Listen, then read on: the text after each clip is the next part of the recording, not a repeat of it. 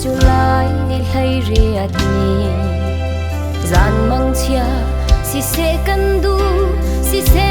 si khâu lâu e Long kil in kan bi su ni kan hát san mi fa do Hau za do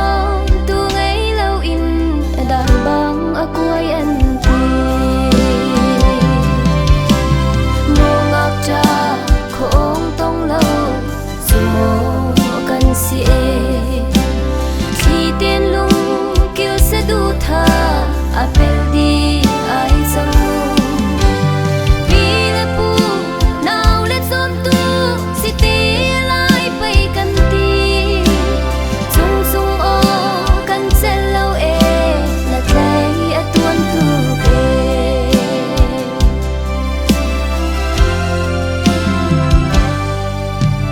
Mo vui chi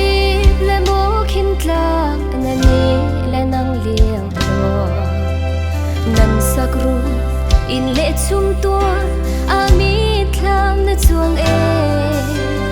Na ram rian chuan hoi na he Nan tlon liên ton na hun Chung chung o nang bel tham he ti lâu e ka tin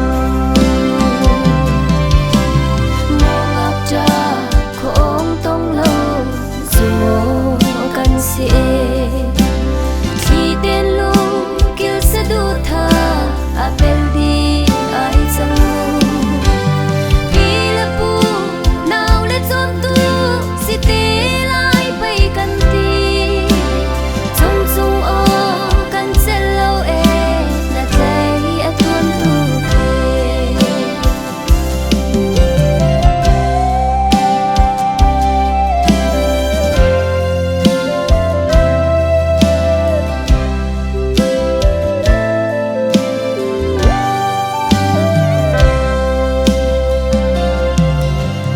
Kan sim na lung ron khir in Kir zan kan phak ti ka Chi shuai in kir le kam tu Na silai kan ti chung Na chuan hoi na pu le mo Sung hau nu pi le pu He nuam in salem thar a Na kan kal tak sang Mo ngak cha khong tong lâu Sumo kan si e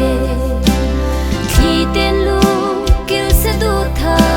Apel di ai sang mu Vì lẽ pu nào lẽ zom tu Si ti lai bay kan ti Sung sung o kan sẽ lâu e Na tay a tuan tu ke